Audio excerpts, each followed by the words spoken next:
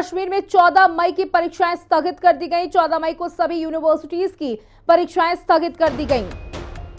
परीक्षाओं को लेकर जल्द नई तारीख जारी होगी। जम्मू कश्मीर में 14 मई को होने वाली परीक्षा को स्थगित किया गया। तमाम यूनिवर्सिटीज की परीक्षाओं को स्थगित किया गया। 14 मई को सभी यूनिवर्सिटीज की परीक्षाओं को स्थगित किया गया। देखिए जाए, एक तरफ भारत और पाकिस्तान के बीच युद्ध विराम जरूर हो गया है, लेकिन एहतियात बरतते हुए जम्मू और कश्मीर में होने वाली 14 तारीख की परीक्षाओं को पूरी तरीके से रद्द कर दिया गया है, स्थगित कर दिया गया है, यानी उन्हें पोस्टपोन कर दिया गया है। 14 मई को सभी यूनिवर्सिटीज की परीक्षाएं स्थगित।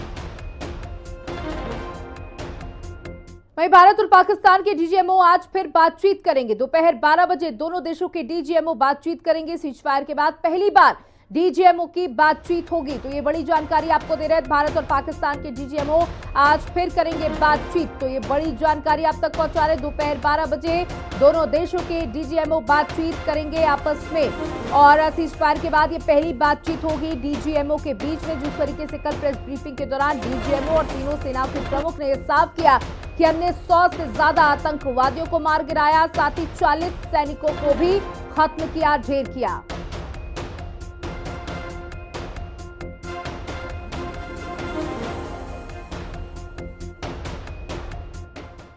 वहीं एलओसी और इंटरनेशनल बॉर्डर पर पूरी तरीके से शांति हो गई है। बीती रात गोलाबारी की कोई भी घटना सामने नहीं आई है। तो ये बड़ी जानकारी आप तक पहुंचा रहे हैं। जो एलओसी और अंतर्राष्ट्रीय सीमाओं पर शांति रही। बीती रात किसी प्रकार की कोई धमाके या गोलीबारी की सूचना नहीं मिली है। बीती रात गोलीबारी की कोई घटना सामने नहीं आई है। तो ये बड़ी जानकारी आप तक पहुंचा दें। जो एलओसी और इंटरनेशनल बॉर्डर पर पूरी तरीके से शांति का माहौल रहा और धीरे धीरे आम जिंदगी बहाल होना शुरू हो गई है।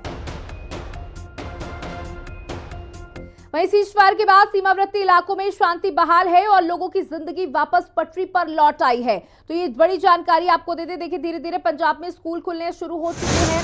जैसलमेर, बाड़मेर, पठानकोट, फिरोजपुर, जहां पर सबसे ज्यादा धमाकों की आवाज सुनाई दी थी। पाकिस्तान ने इन जगहों को सबसे ज्यादा टारगेट करने की कोशिश की थी। अब वहां पर धीरे धीरे जिंदगी नॉर्मल पटरी पर लौट आई है। शांति के बाद पटरी पर लौटी जिंदगी। जैसलमेर, बाड़मेर, पठानकोट, फिरोजपुर, ये 4 तस्वीरें जहां पर आप देख सकते हैं। दुकानें खुलना शुरू हो गई हैं, आवाजाही शुरू हो गई है, स्कूल कॉलेजेस खोल दिए गए हैं और ब्लैकआउट भी पूरी तरह से खत्म हो गया है। लेकिन अलर्ट पर पुलिस प्रशासन है, लोग अलर्ट पर हैं और लोगों से अलर्ट रहने की अपील भी की गई है कि अगर आप किसी तरह की कोई गतिविधि पाते हैं तो सबसे पहले पुलिस को सूचित करें। हालांकि भारत में कोई तकलीफ है नहीं, शाम को 7:30 बजे बाद में बंद करा देते हैं। तो वो भी जरूरी है, अगर रात को लाइटें वाइटें जलती है तो भी नुकसान होने की संभावना रहती है। इससे अच्छा है कि 7:30 बजे घर चले जाओ। और वैसे मार्केट खुल गया, कोई दिक्कत नहीं है, ग्राहकी चल रही है, अपने दाल रोटी मिल रही है। बाकी धन को क्या साथ में लेके जाएंगे। अभी कोई मिसाल आके गिर जाती तो यहाँ का यहीं पड़ा रहता, कोई साथ में नहीं जाता है। अब 2 दिन से मार्केट खुल गए और शाम को ब्लैकआउट होता है और सुबह 6 बजे तक रहता है और मार्केट में आवाजाही शुरू हो गई है, दुकानें भी खुल गई है और सारा और शांति है। अब कल रात को तो ब्लैकआउट था और अब मार्केट खुलने लगा है धीरे धीरे। वापस दिनचर्या पटड़ी पे आ रही है और 4-5 दिन से लोग बहुत भयभीत थे और बार बार रॉकेट हमले भी हो रहे थे। फिर भी हमारे भारतीय सेना ने बहुत अच्छा जवाब दिया और लोग बाग यहाँ के बॉर्डर के लोग हैं वो बहुत मजबूत है। हाँ, ओपन तो अभी को गरीब आदमी जो धंधे वाला वो कहाँ जाए। तो अभी लॉकडाउन खुला आया तो सभी को भी मैं भी सभी को भी कह रहा हूँ तो भाई लॉकडाउन खुला तो मजदूर वगैरह तो कमाएंगे तो खाएंगे क्या। जब से ये सीज फायर हुई है तब से तो एटमॉस्फेयर ठीक हो रहा है, बाजार में रौनक धीरे धीरे लौट रही है। कल भी बाजार खुले, कल तो वैसे संडे था, आज लगता है कि और भी बाजार में लोग शॉपिंग करने आएंगे और अपने अपने काम पर जाएंगे।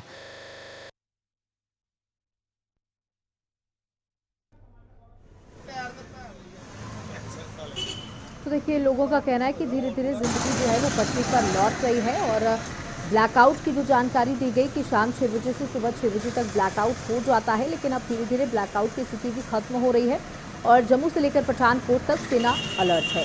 वहीं हमारे साथ हमारे दो सहयोगी जुड़ चुके हैं, नवीन निशांत दिल्ली से और मोहम्मद मुकर्रम श्रीनगर। आना चाहूंगी जिस तरीके से आज जेपी नड्डा के आवास पर बैठक है, उसको लेकर क्या जानकारी मिल पा रही है?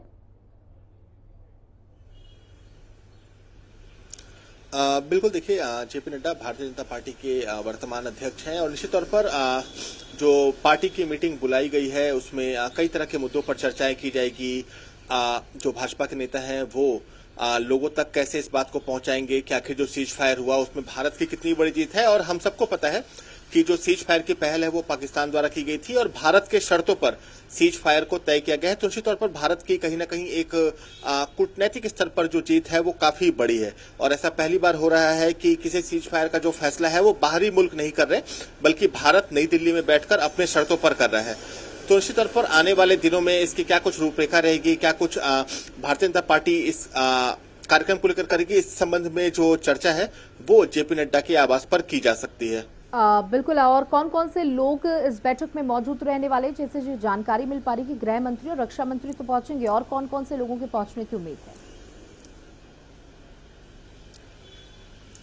देखिए, बीजेपी के जो तमाम वरिष्ठ नेता हैं वो इसमें पहुंचेंगे, चाहे अमित शाह, राजनाथ सिंह, जेपी नड्डा स्वयं मौजूद रहेंगे। उसके अलावा बीजेपी के जो तमाम बड़े नेता हैं, चाहे वो संगठन के हों, वो इस बैठक में पहुंचने वाले हैं। हालांकि अभी तक ये विस्तृत जानकारी नहीं मिल पाई है कि कौन कौन से बड़े नेता इसमें शामिल होंगे, लेकिन निश्चित तौर पर चूंकि जेपी नड्डा भारतीय जनता पार्टी के राष्ट्रीय अध्यक्ष हैं तो संगठन से जुड़े जो बड़े चेहरे हैं, चाहे वो अरुण सिंह हो, चाहे वो BL संतोष हो, ये तमाम जो बड़े चेहरे हैं वो इस बैठक में पहुंचने वाले हैं।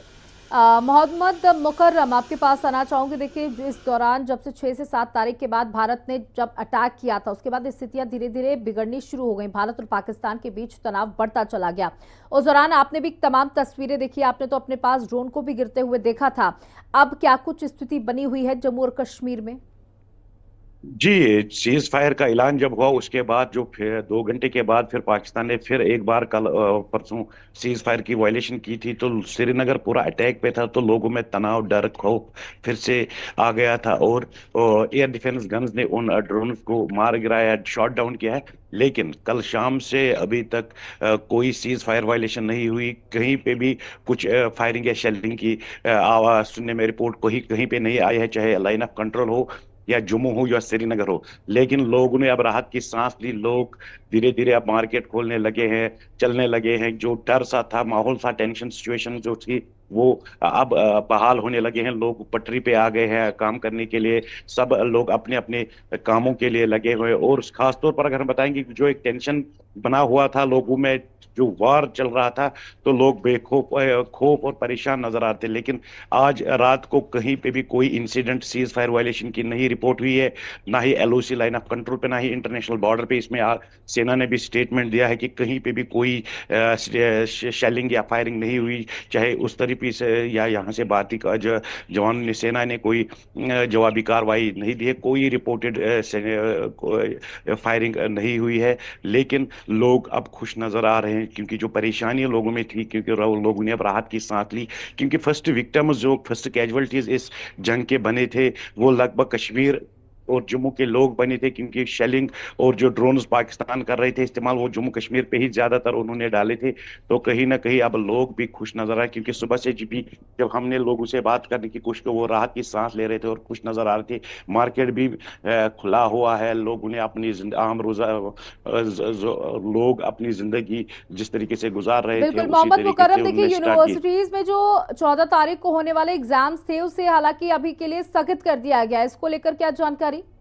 जी, फिलहाल जो एहतियातन तौर पर इस युद्ध में जो यूनिवर्सिटीज, कॉलेजेस, स्कूल्स बंद कर दिए गए थे, लेकिन अब आज हॉलीडे भी, ऑफिशियल हॉलीडे भी है। अब अभी ऑर्डर नहीं निकले है गवर्नमेंट की तरफ से, प्रशासन की तरफ से, कि कब स्कूल्स खुलेंगे, कॉलेजेस खुलेंगे। हालांकि जो यूनिवर्सिटीज के एग्जाम्स थे उनको फिलहाल पोस्टपोन किया गया था 14 मई तक, और वो 14 मई को स्टार्ट होंगे। तो लोग जो है वो फिलहाल खुश नजर आ रहे हैं। सबसे इंपॉर्टेंट बात यह है कि जो लोगों में डर था, खौफ था, वो अब राहत की सांस ले रहे हैं और खुशी नजर आ रही है। खासतौर पर बॉर्डर एरियाज के लोग, जहाँ पे ज्यादा इफेक्ट ये एरियाज हुए, चाहे उड़ी हो, पुंछ हो, राजौरी हो, तो वहां पे लोग अब प्रशासन ने जायजा लेना स्टार्ट किया और ये आदेश दिया है कि जो भी जिला अधिकारी है उनके लिए टीम मुंतखब किए गए कि जहाँ पे डैमेजेस हुए उनको एसेस किया जाए, उनको एसेस किया जाए, फिर उसके हिसाब से ही देखा जाएगा कि किस तरीके से उनको मुआवजा दिया जाएगा। फिलहाल एहतियातन तौर पर जम्मू कश्मीर पुलिस ने और सेना ने उनको कहा बॉर्डर एरियाज पे जो है फिलहाल 1-2 दिन रुके, क्योंकि जो शेल्स है वो अभी फटे नहीं होंगे। उनको पहले सैनिटाइज करके पूरे एरिया को, फिर उनको वापसी अपने घरों में जाने के लिए इजाजत दी जाएगी, जिनको सेफर प्लेसेस पे लिया गया था। फिलहाल एहतियातन तौर पर कुपवारा, टंगडार, करना, उड़ी, इन जगहों को पुलिस ने कहा कि 2 दिन रुके, क्योंकि जो वहां पे शेल्स अभी भी है तो हो सकता है वो अभी फटे नहीं हुए कोई। तो पहले पुलिस ने कहा कि हम सैनिटाइज पूरे करेंगे बॉम्ब डिस्पोजेबल स्क्वाड के साथ। उसके बाद इन लोगों को जो रिहेबिलिटेट इवैक्यूएट किए गए थे, जिनको सेफर प्लेसेस पे लिया गया था, चाहे कॉलेजेस में रखा गया था, कम्युनिटी हॉल में रखा गया था, फिर उसके बाद ये निर्णय ले जाएंगे कि आप इन लोगों को अपने घरों में वापस जाने की इजाजत दी जाएगी। और जिनके घर डैमेज हुए, जिनके शेल्टर्स, होम्स, रेजिडेंशियल डैमेज हुए, जिनके कई सारे बागात डैमेज हुए, उनको एक्सेस किया जाएगा। और जिनके हाउसेज खास तौर पर डैमेज हुए, जिनके रहने के लिए अब कुछ बचा नहीं है, तो अब प्रशासन पे आज भी देखेंगे कि किस तरीके से डेवलपमेंट आएगी, क्या प्रशासन फैसला लेगी, उनको किस तरीके से, क्या टेंट्स में रखेंगे या कहीं और कम्युनिटी हॉल में, जब तक उनकी रिहायशी मकान ठीक ना हो जाए या मरम्मत ना हो जाए या नया ना बनाए, क्या गवर्नमेंट पॉलिसी निकालेगी, इस हवाले से लेके फिलहाल जो सूरत हाल जम्मू कश्मीर में है, कल रात से कहीं पे भी कोई फायरिंग की इंसिडेंट नहीं रिपोर्ट हुई है। बिल्कुल मुकर्रम, तो देखिए धीरे धीरे जो जिंदगी है वो पटरी पर वापस लौट रही है। नवीन, आपके पास आना चाहूंगी, आपसे जानना चाहूंगी, देखिए जब सीज फायर की बात तो हो गई है, उसके बाद शांति धीरे धीरे आए, तो लोगों का क्या कुछ कहना है, किस तरीके के लोगों के अब रिएक्शन सामने आ रहे हैं?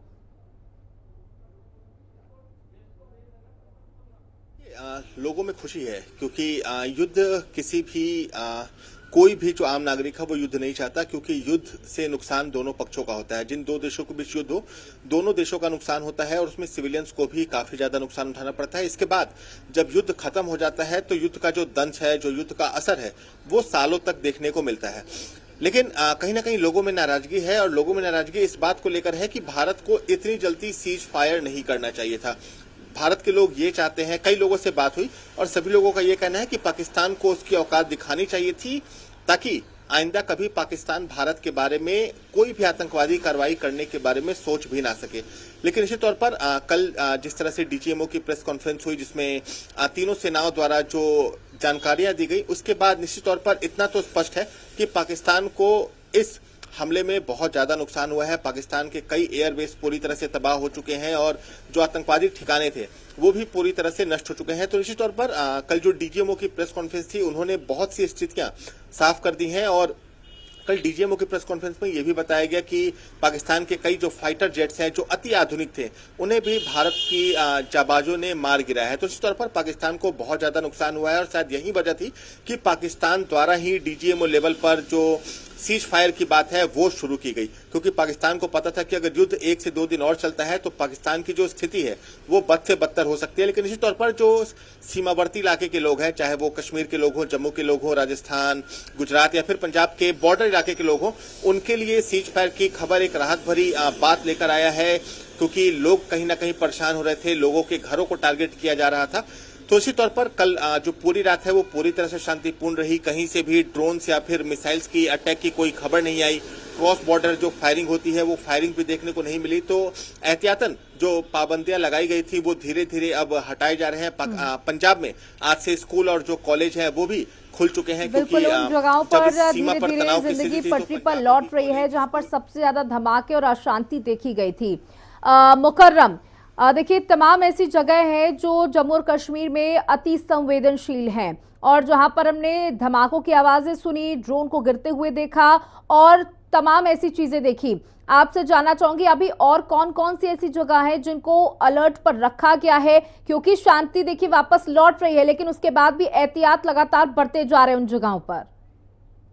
जी, पूरा जम्मू कश्मीर जो है वो अभी भी हाई अलर्ट पे है, क्योंकि अभी भी जो श्रीनगर इंटरनेशनल एयरपोर्ट है वो अभी भी वायुसेना के हाथ में है, उनके कब्ज में है। क्योंकि जो अभी जो फ्लाइट है श्रीनगर से बाकी राज्यों के लिए वो अभी भी रद्द किए गए हैं, क्योंकि हज के लिए भी जितने भी फ्लाइट्स है वो कैंसिल कर दिए गए हैं।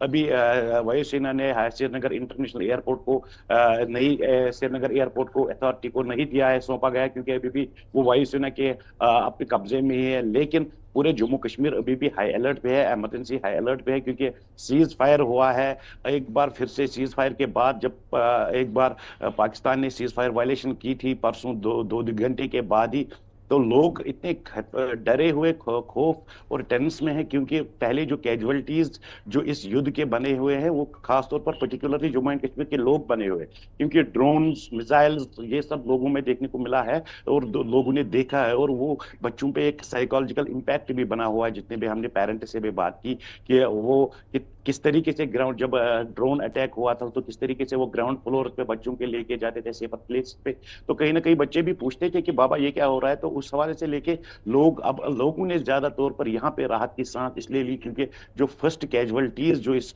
युद्ध के बने हुए हैं, जो हमने परसों भी ओडी से ग्राउंड रिपोर्टिंग की, किस तरीके से वहां पे सुनसान, क्योंकि बॉर्डर एरिया है, सुनसान माहौल और सुनसान जगह नजर आ रही थी, और कोई रेजिडेंस अपने घरों में नहीं थी, घर को छोड़ के कहीं सेफर प्लेसेस पे उनको लिया गया था, और किस तरीके से वो गाड़ियों में जा रहे थे। तो बिल्कुल कहीं ना मुकर्रम, कहीं बीएसएफ की अतिरिक्त टुकड़ियों की भी तैनाती की गई थी इस अशांति को देखते हुए, जो तनाव पैदा हुआ था उसके बाद बीएसएफ की अतिरिक्त टुकड़ियों को भी जम्मू और कश्मीर के लिए रवाना किया गया था।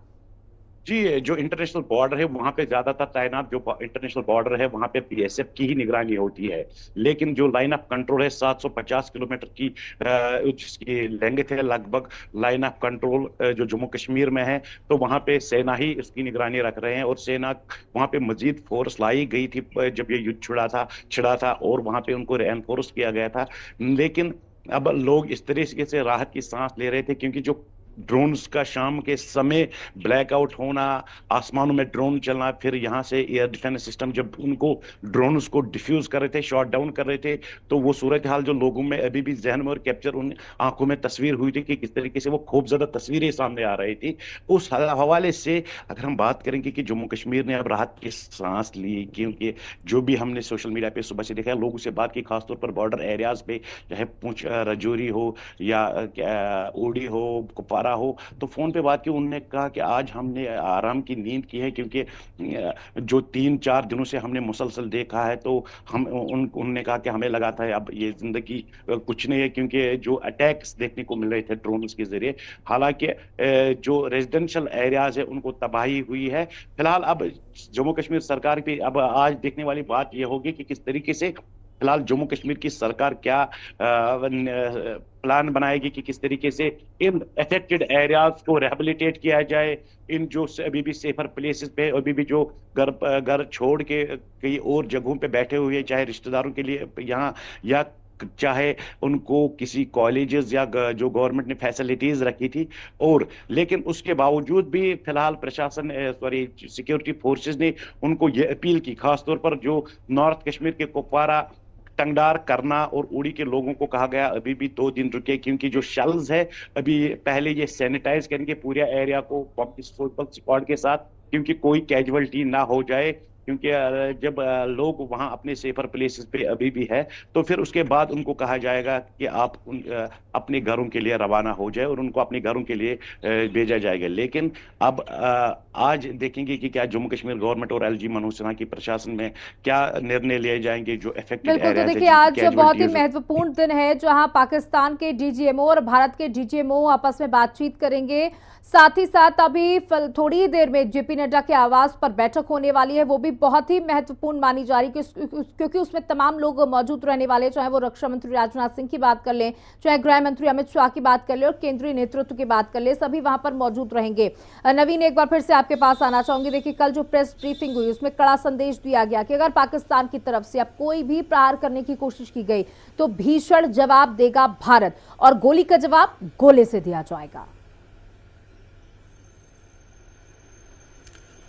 बिल्कुल, देखिए, कल जो डीजीएमओ की प्रेस कॉन्फ्रेंस थी उसका इंतजार पूरा देश कर रहा था, सिर्फ देश ही नहीं पूरा विश्व कर रहा था, क्योंकि उस प्रेस कॉन्फ्रेंस में हर एक बारीक जानकारी दी गई जो देश का नागरिक जानने को उत्सुक था, कि कैसे हमारे भारतीय सेना द्वारा पाकिस्तान के एयरबेस तबाह किए गए, उसके एक्चुअल फुटेज, एक्चुअल टाइमिंग, इन तमाम चीजों की जो जानकारी है वो कल डीजीएमओ द्वारा दी गई। जब डीजीएमओ से ये सवाल पूछा गया कि पाकिस्तान के कितने फाइटर जेट्स मार गिराए गए, कितने आतंकवादियों को मारा गया, तो डीजीएमओ ने हंसते हुए जवाब दिया था कि हमारा काम हमला करना, नुकसान पहुंचाना है, जो इस बात की तरफ साफ इशारा करता है कि पाकिस्तान को नुकसान तो बहुत ज्यादा हुआ है। तो निश्चित तौर पर जो डीजीएमओ की प्रेस कॉन्फ्रेंस थी वो कहीं ना कहीं इस बात की तरफ साफ इशारा करती है कि आर्मी पूरी तरह से तैयार है, चाहे वो भारतीय थल सेना हो, वायुसेना हो या जो इंडियन नेवल है वो। तो निश्चित तौर पर पाकिस्तान की तरफ से अगर अब कोई भी कार्रवाई की जाती है, चाहे वो ड्रोन अटैक हो, मिसाइल अटैक हो या फिर क्रॉस बॉर्डर फायरिंग हो, भारत उसका जवाब देने के लिए पूरी तरह से बिल्कुल तैयार नवीन, है। तो और देखिए अपनी निश्चित तौर शर्तों पर पर कल जो भारत ने confidence सीज फायर है, वो किया है और पाकिस्तान को ये कड़ा संदेश भी दे दिया है